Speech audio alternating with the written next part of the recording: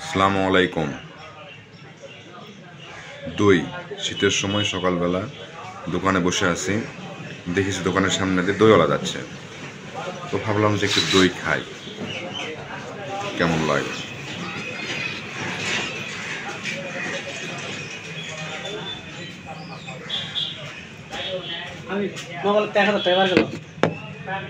বিকাশ বিকাশ নয়,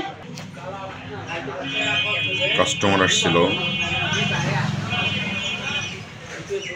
তবে এটা দই মনে হচ্ছে না।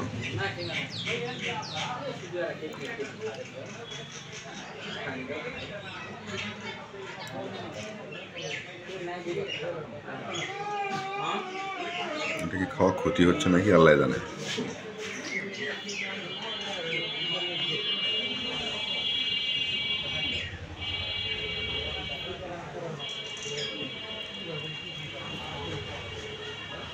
খুব একটা খারাপও না,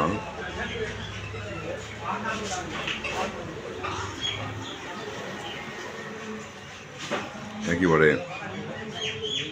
আসসালামু আলাইকুম ভাই, দই খাসো? আচ্ছা শোন, কোনো জ্ঞান জ্ঞানী ছাড়া আজকে